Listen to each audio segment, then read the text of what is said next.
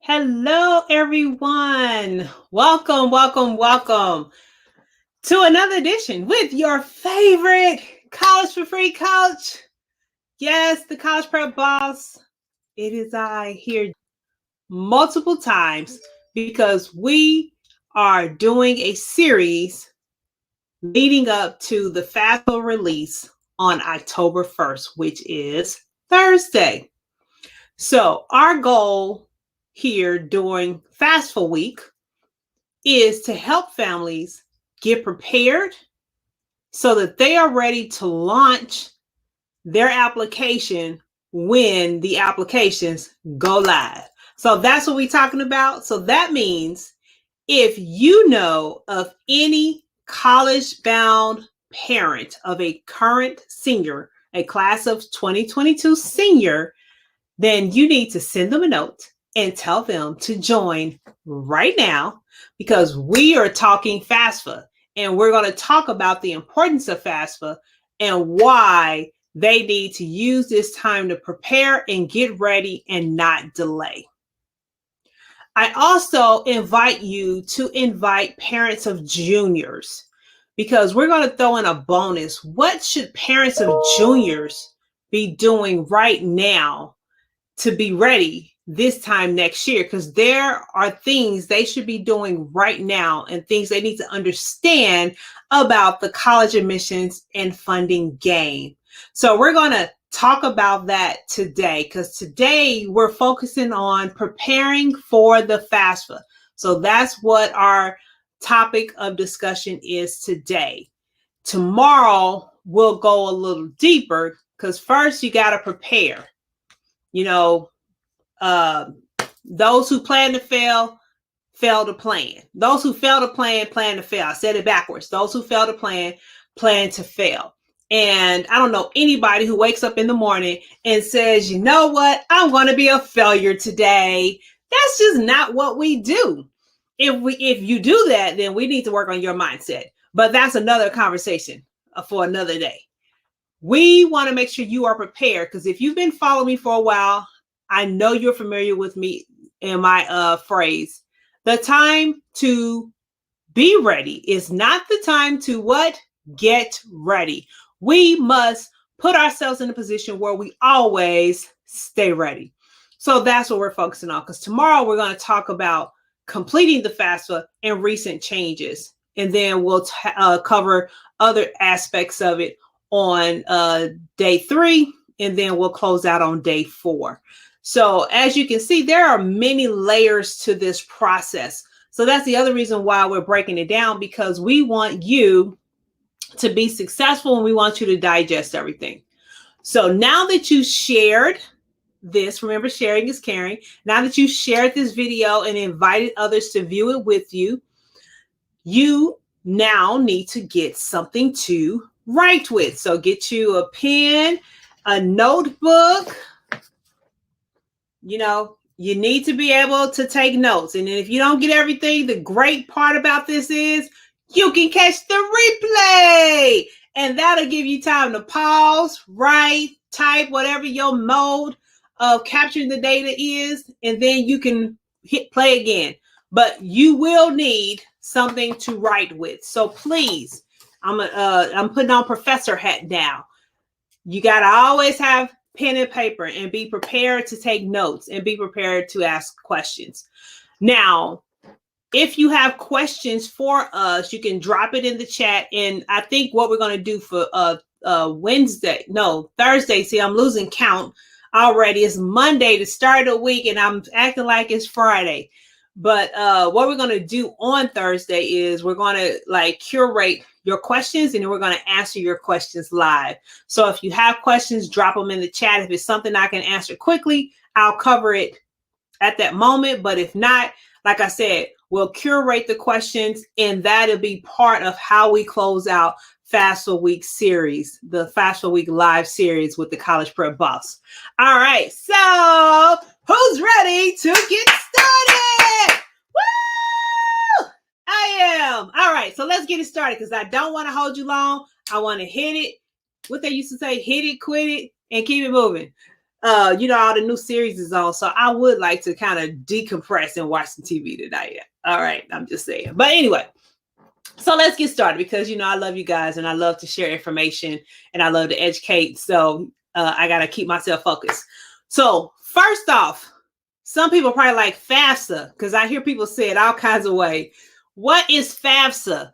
What does it stand for? So let me spell it for you since I'm just really talking to you and I'm not doing a PowerPoint presentation. I didn't want to do that to you this late in the evening.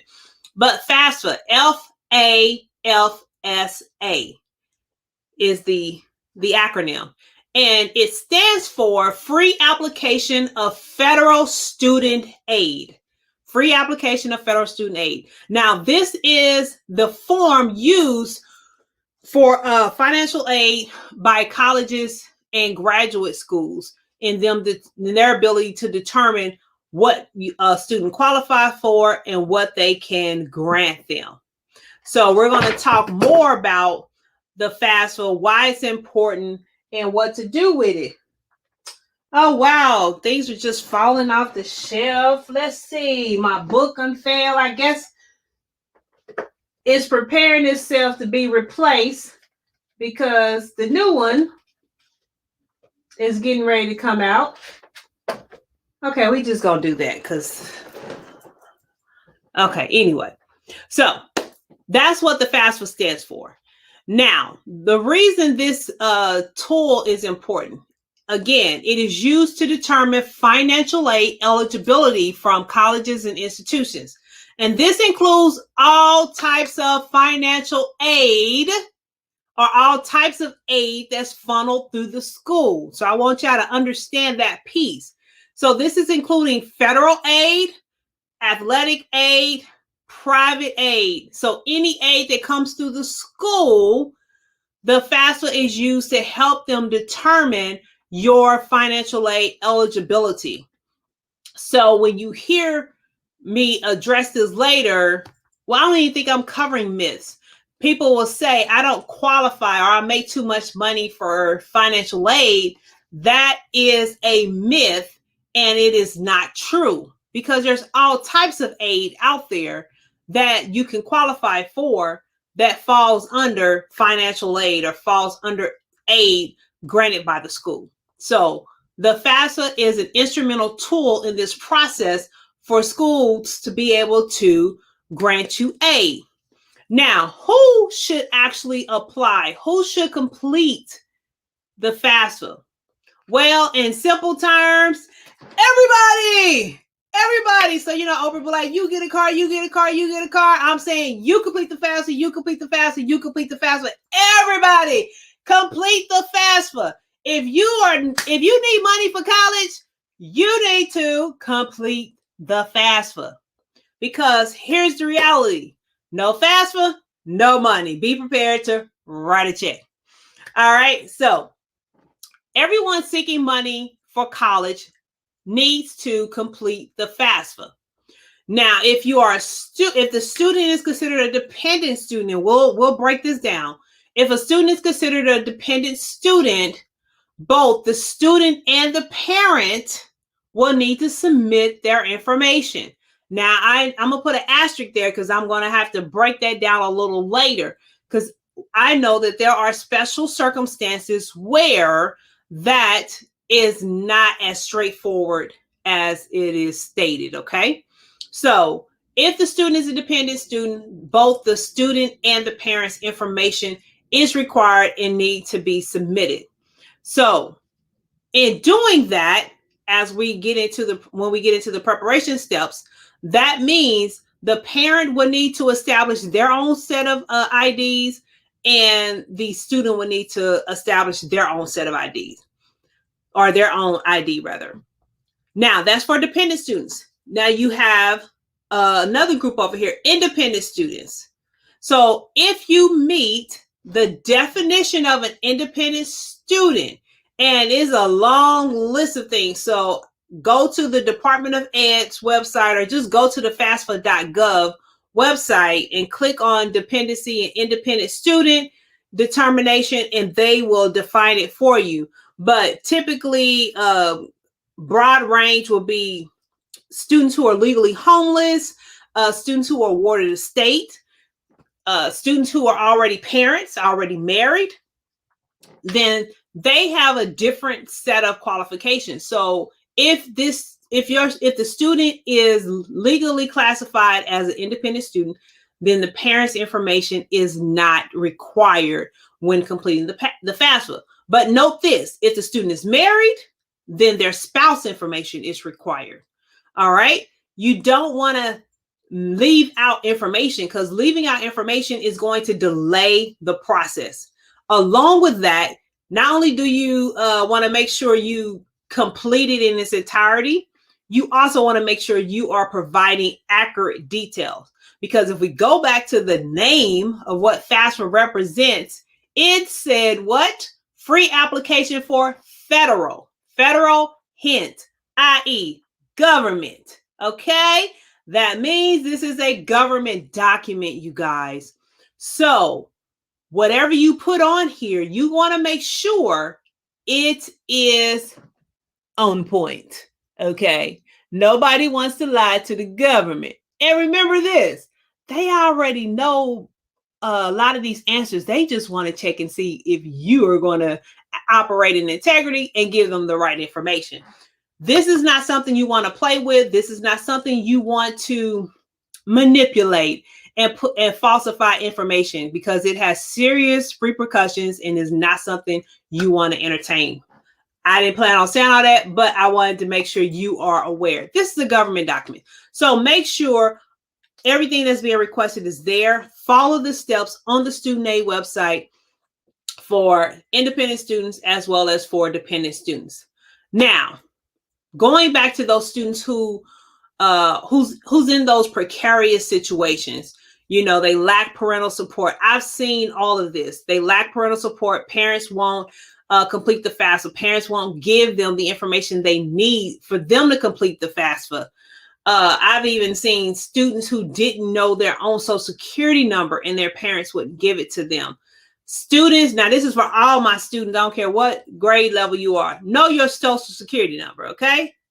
Parents, give your child a copy or something of their social security card. They should know this information. Okay, let me get off my soapbox. I told y'all know I get a little sidetracked because I'm passionate about this and I love this. I love what I do. All right, so going back to this, so our students who are in this precarious situation, just know this, you still must answer every question concerning your parents.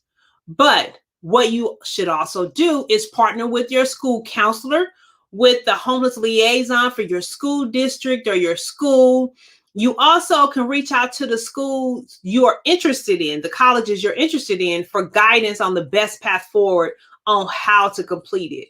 That's one of the good things about some of the recent modifications to the FAFSA. They have fashioned it now to where there's an allowance to deal with these situations, because it used to be very, very difficult for students who didn't have parental support to move forward, and they were more prone to being audited. So yes, you can be selected for an audit. So that's why you want to have your ducks in a row. That's why you want to be organized. That's why you want to make sure you are providing accurate, concise, and consistent information. And we'll talk a little bit more about that. Okay, so just don't leave it blank, because that's going to delay the process. Get the guidance and get it completed. Now, when is the time to complete the FAFSA? Well, the FAFSA opens October 1st every year. So it's going to open this Thursday, and that is the first day you'll be able to submit your FAFSA. Now, here's the thing. What we do with our clients, I give them a deadline on when they should have their FAFSA complete. Early bird gets the worm in the college admissions game. Please understand that. Early bird gets the worm.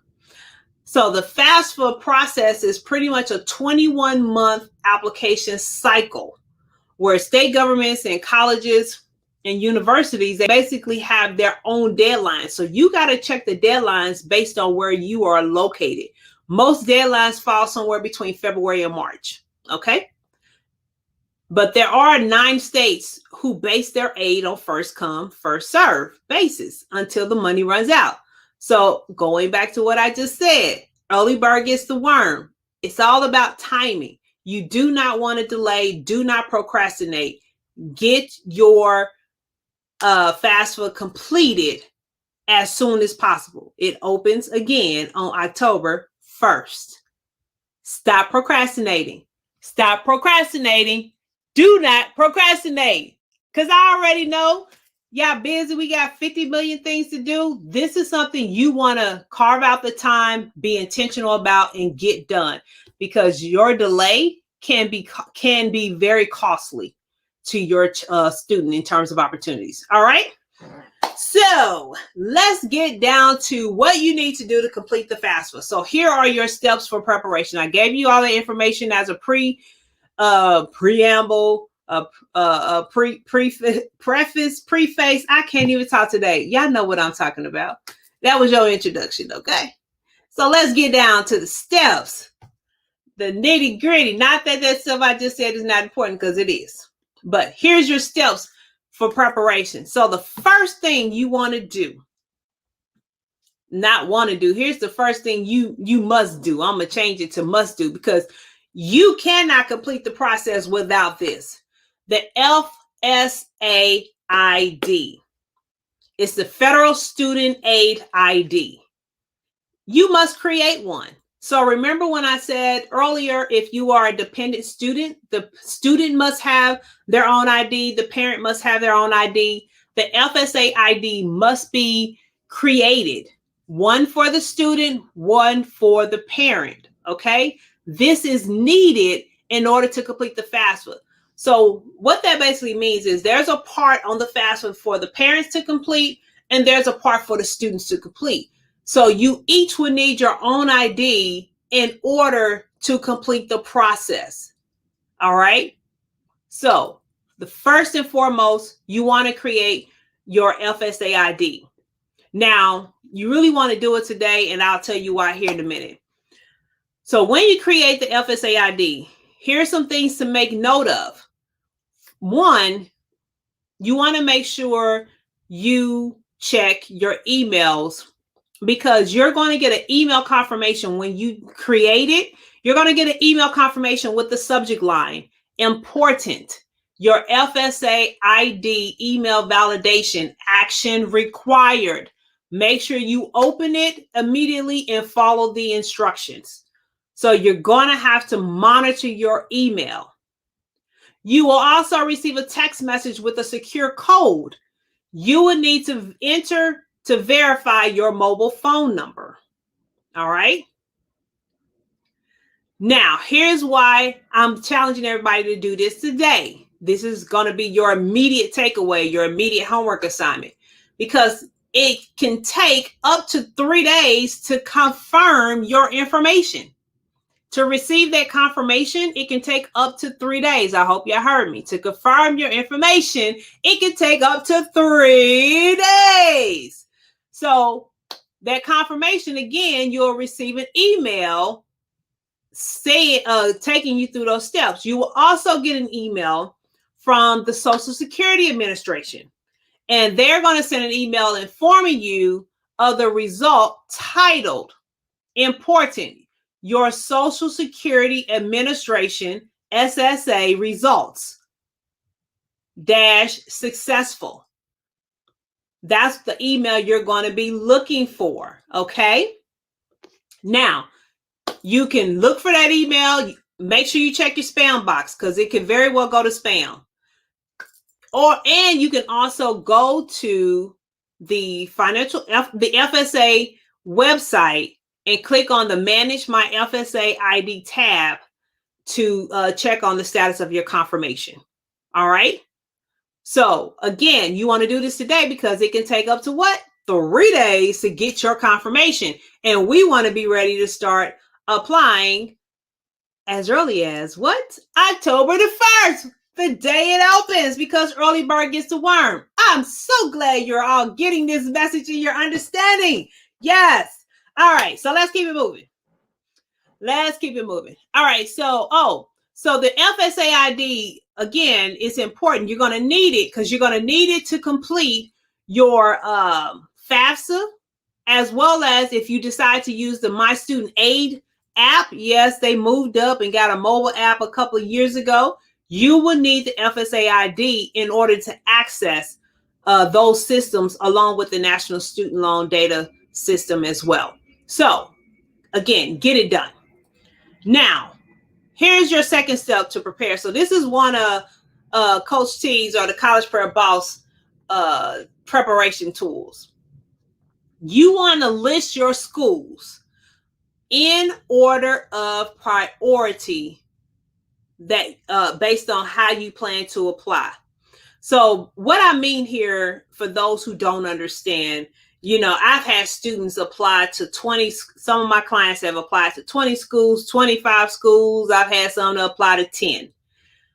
You want to prioritize, or what I would say with my team, force rank your schools, because there is a cap of 10 schools at a time. So when you submit your FAFSA, you can only put in 10 schools at a time. So you want to start with your top 10. Who's on that top 10 list? You want to submit those schools first. Now, I'll talk more about the manual process. Some people probably didn't realize that there's a manual process. There is.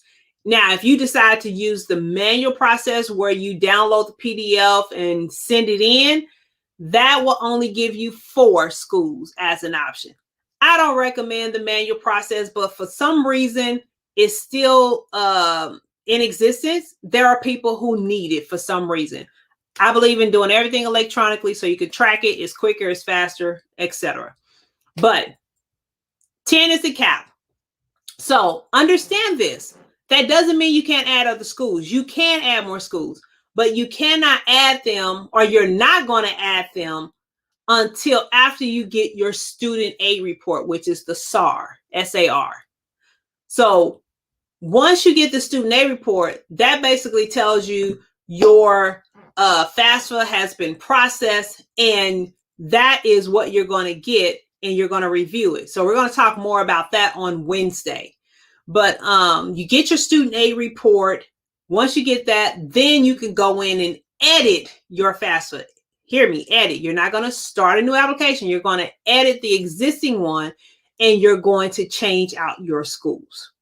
And that's pretty much how you add in those additional schools. So if you got 30 schools, then you have to do 2 edits.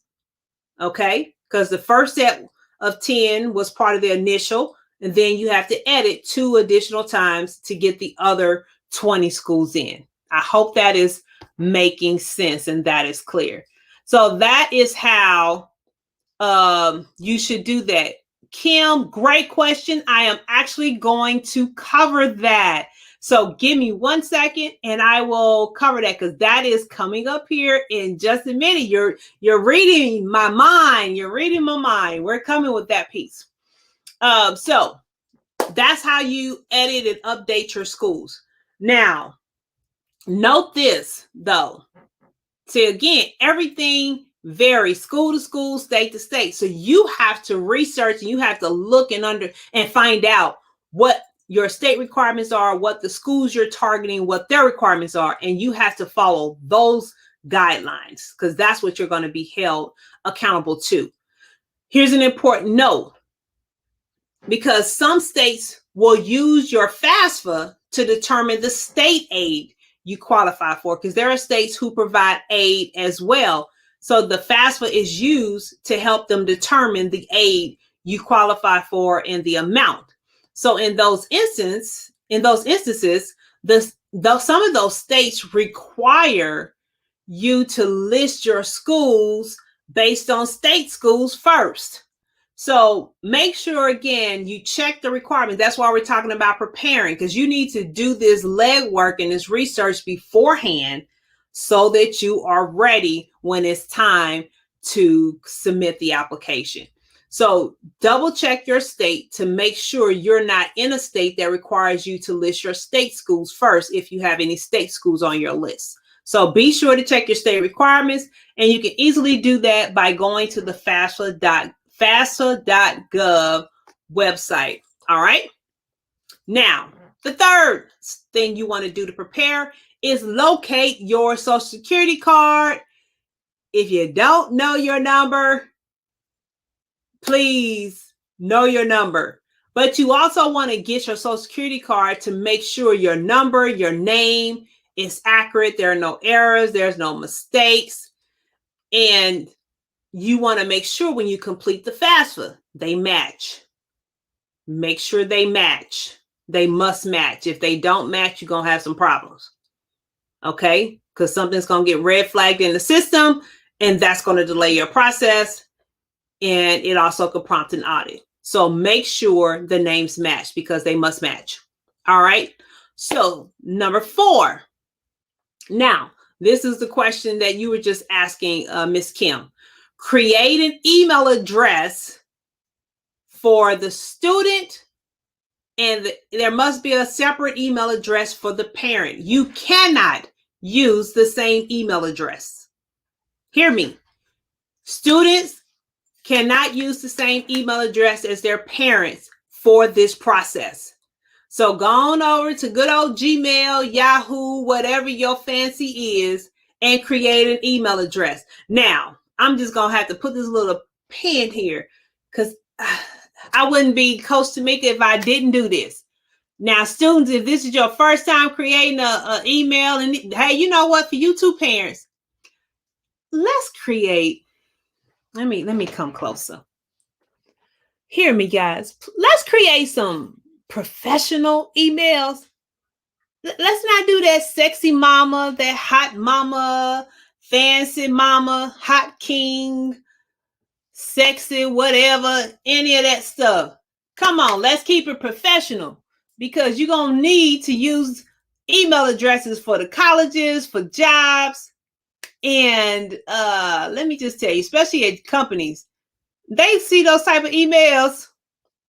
They may just skip over your resume. I'm just telling you, hey, is it legal? Maybe not, but hey, does it happen? Absolutely. I even will side eye an email if it come to me with some hot mama or sugar daddy something. Do I want you working for my company? Do I want you in my school? I'm just saying. So please keep it clean, keep it professional, keep it simple. Just, hey, do your name with a number or something and keep it going. But don't use anything private, okay? You know, this whole these scams and people stealing IDs, man, it's on a whole nother level. Okay, but that's another lesson. So let me stay focused, guys. Let me stay focused. Y'all know I can get off track. All right, so we're creating separate email addresses. All right, number 5, we're going to identify multiple places. Well, this is another Tameka. You want to make sure you identify multiple places to secure and store your FSA ID username and password along with your FAFSA username and password. Because let me tell you, y'all heard me say this is a federal form, i.e. a government document. First off, I ain't even put this in here, but let me just give y'all this tip. I suggest you have a piece of paper and something to write with when you get to the creating your ID part, because the parameters around how you got to set up your password, 9 times out of 10, none of your existing passwords that you use for anything will fit that criteria. I'm just saying it's going to be some weird and crazy, and it's not going to be something you're going to likely memorize. So I would say, so here's the engineer in me.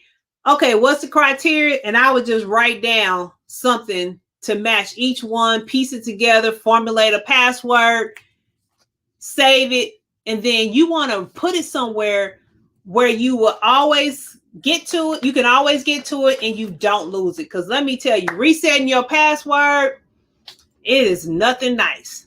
So you want to store it somewhere where you can always get to it, but you want to make sure it's stored in a secure place because you don't want nobody else getting access to it and creating and doing stuff in your name. All right. Remember, this is a federal document, so you don't want nobody messing up your reputation with them concerning this. Y'all hear me?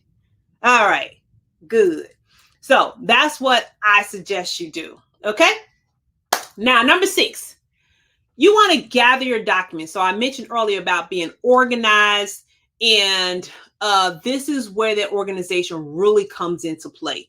You want to make sure you are organized. So get a folder, a binder, whatever it is that works for you to keep all your information in. Now, again, it's going to have some private and some information you like to keep protected. So, this is not something you want to leave out for guests and people to just kind of, ramble through. Put it in a secure place as well. But you want to gather your documents because you want to have everything you need once you start the FAFSA application process. So that way you're not running all over the place, because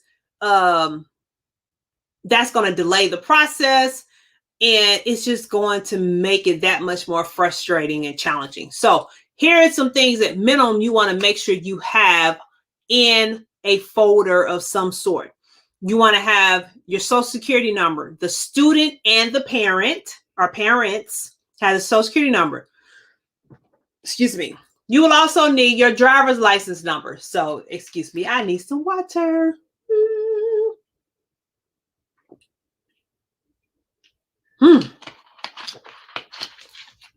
That was just so needed.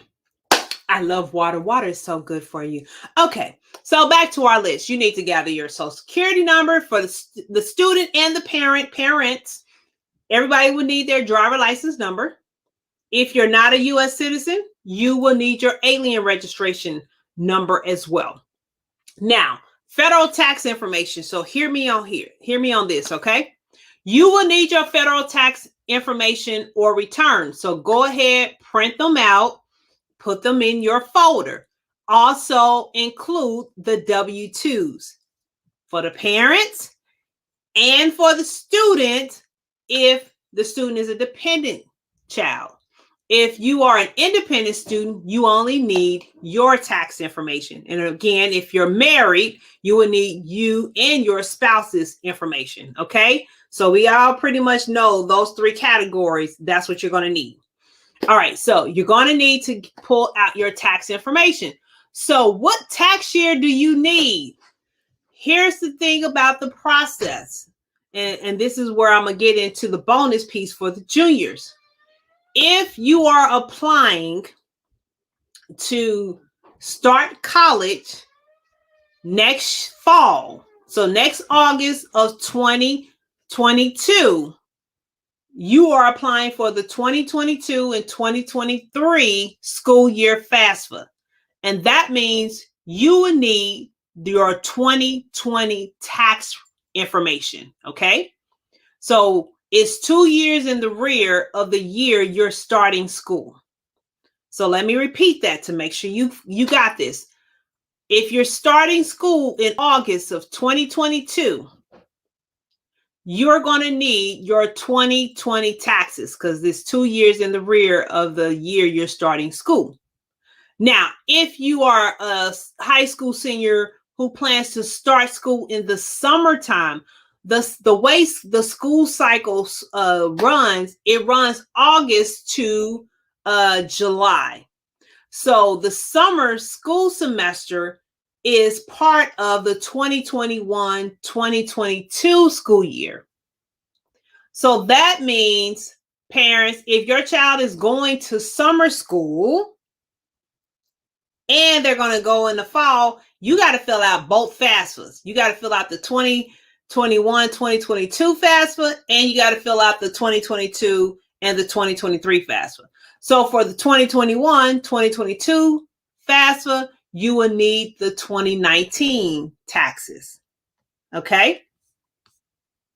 So that's why I say get something to write with, because this is a lot of information you're going to have to take down. This is why we're breaking it up every day. So figure out where you're gonna fall, get those corresponding taxes, put them in your folder. Now, the next item you want to collect and put in a symbol into your folder is going to be records of any untaxed information. Any untaxed information. I mean income, untaxed income. All right. So records of untaxed income. I'm talking about things like child support, interest income, veterans non-education benefits, things like that. You want to have documentation of all those pieces so that you can easily get to them and account for them on that line item on the application. Okay. Now, again, this is for students students who are dependent. Now, independent students, if you have any of those particular elements, if any of those things pertain to you, then you want to make sure you have those documents as well. The last item you want to make sure you're collecting now and putting in your folder, you want to make sure you have all your banking information. So anything dealing with your cash, your savings, so of course investment accounts, real estate, you name it. You want to pull that information, pull those statements, and you want to add them to the file. Because again, you don't want to have to search for this information. Now, let me clarify something with the house piece. If you're living in the house, we're not talking about that. We're talking about it in terms of investment property. So that would be the housing information you would need to pull. Okay. All right. So that's the last thing you will want to assemble beforehand. So these are the core items families typically need in order to start the process. Okay. So my last step for preparing for the FAFSA, ladies and gentlemen, is to disable pop-ups on your browser.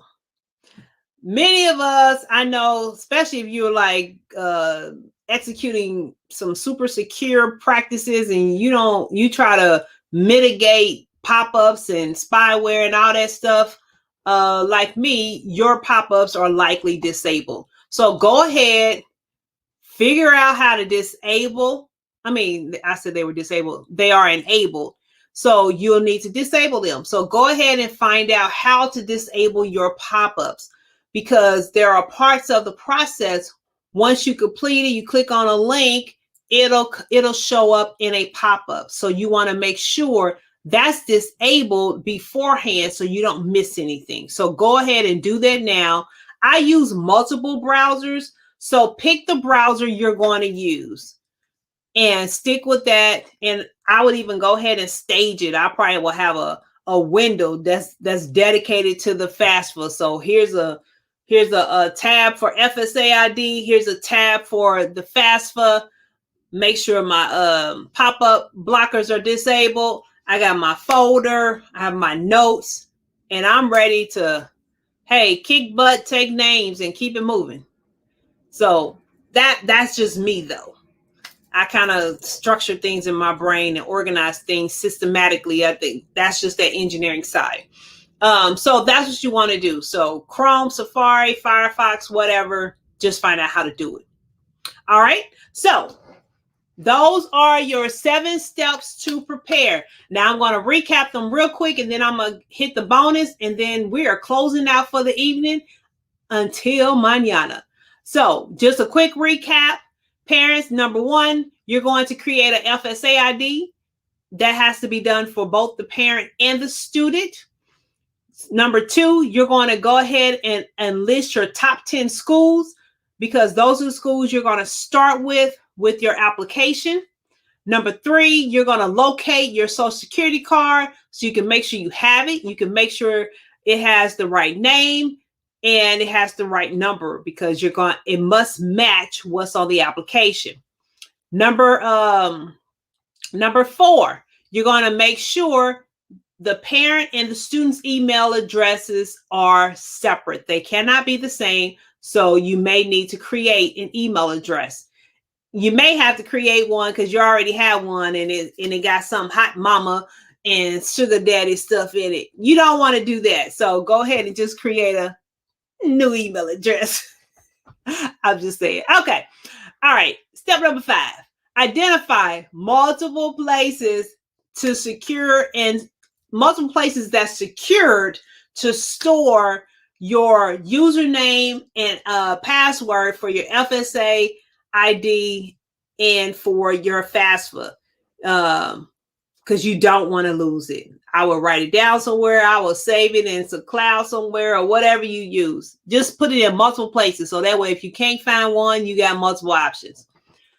Then you're going to gather your documents. That's number 6. You're going to gather all these important documents in a folder so that they are readily accessible. Social security number, driver's license, alien registration card, federal tax information on your returns based on the years, either 2019 or 2020 taxes, records of untaxed income, and then documents on any type of cash savings, investment, checking account, real estate, bonds, all those things that falls in that category. You want to make sure you have those statements because you're going to have to report what those current values are.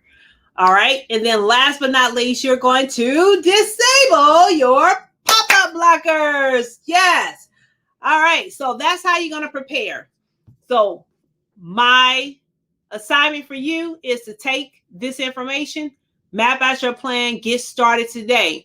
And remember, my suggestion is that you do your FSA ID request today because what? It takes up to 3 days to get confirmation.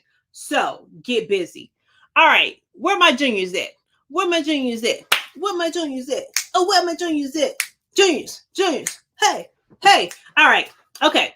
So parents of high school juniors, this is for you.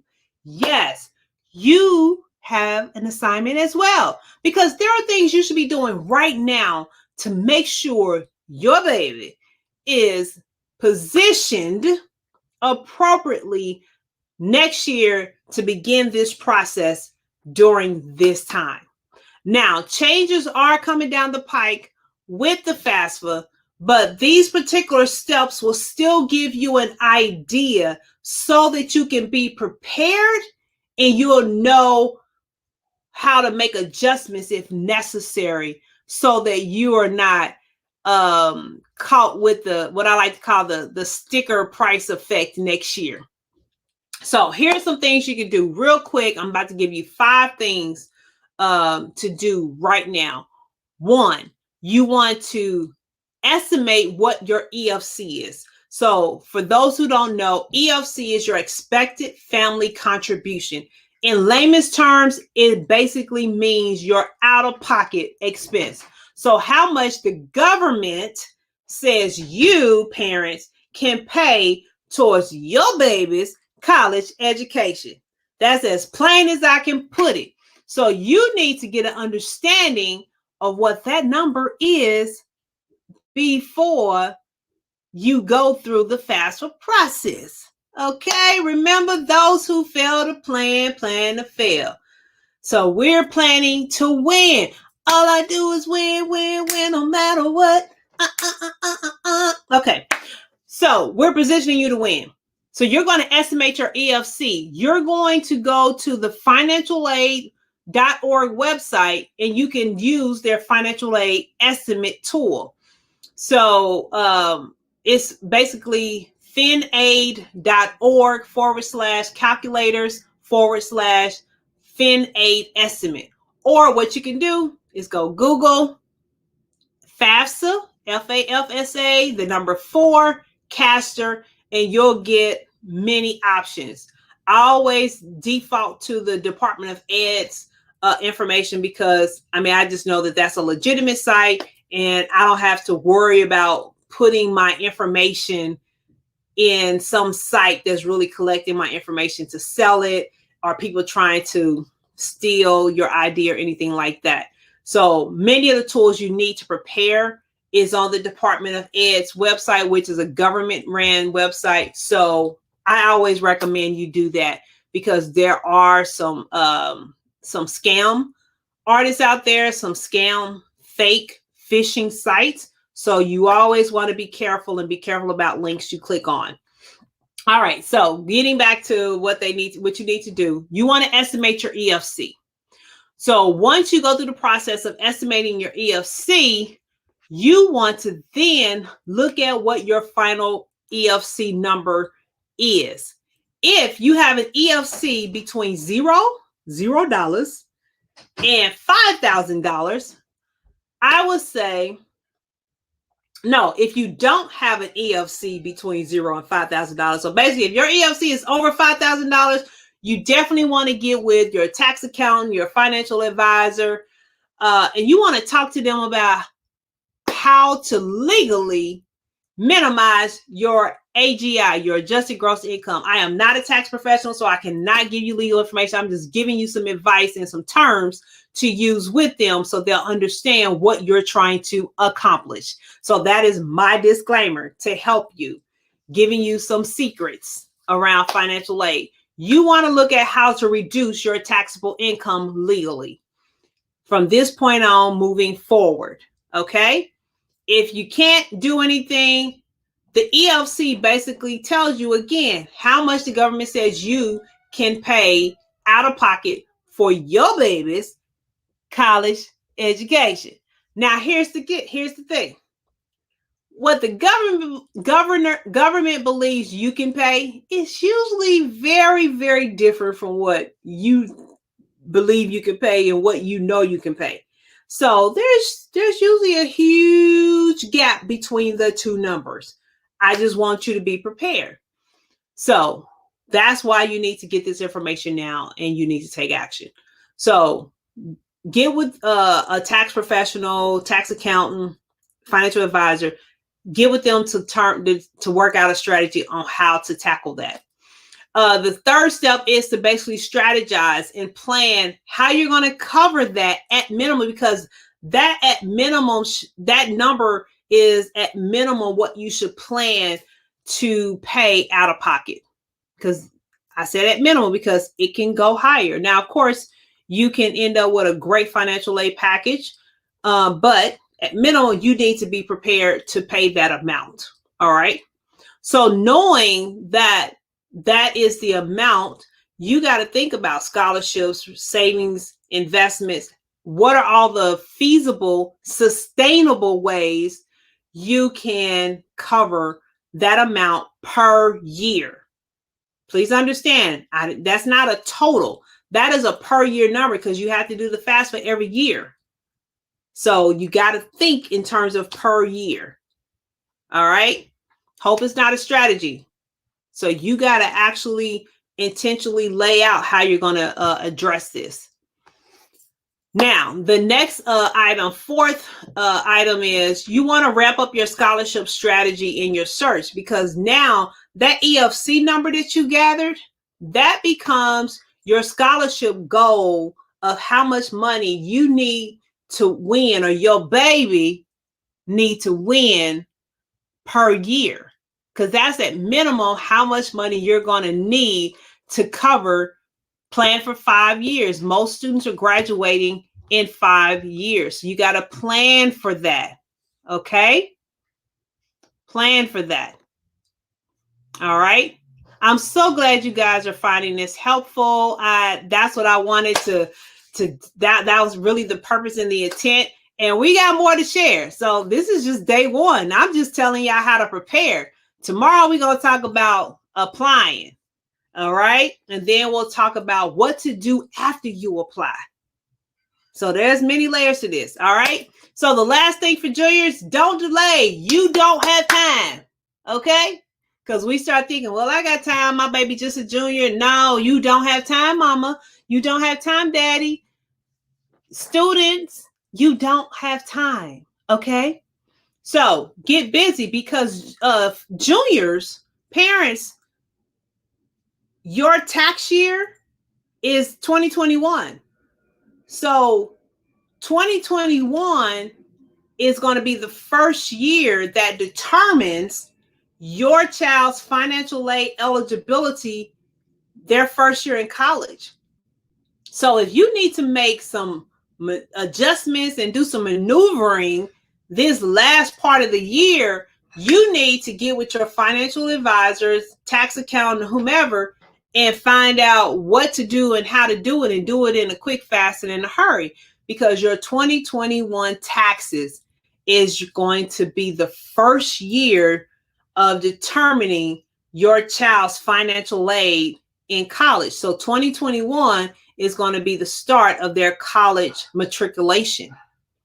So you got to think about how you now move when it comes to your taxes starting now for 2021, 2022, 2023, 2024. Remember I said students are graduating on average 5 years, 2025. So you need to have a 5-year plan. Okay? So this is why it's important to start early. That's why it's important to start early. The time to be ready is not the time to get ready. We must learn how to stay ready. So let me know how helpful this was. You can send us a note. You can drop us comments in the chat. You know other people who should have heard this information. Matter of fact, how many of you know other people who should have heard this information? They probably popped in your head. Tag them in the comments. Share this with them. Tell them to watch it. And then tell them to join us tomorrow. Same time, same place, same College Prep Boss Station. You will have me, and we will be talking about completing the FAFSA and recent changes to the FAFSA. You don't want to miss part 2. So it's been a pleasure. I'm glad you all took the time to join today. I look forward to seeing you all tomorrow. And thank you for your comments, your questions, and your feedback. Again, if you're listening to this and you're writing notes and you come up with questions, inbox us, drop them in the comment. Thursday, we'll use part of that time to answer all your questions, okay? So this is your favorite College for Free coach, the College Prep Boss herself, Coach T, closing out another edition moment with Coach T. This is our FAFSA Live Kickoff Week. We will see you tomorrow. Stay safe and continue to smile. All right, you guys. See you later.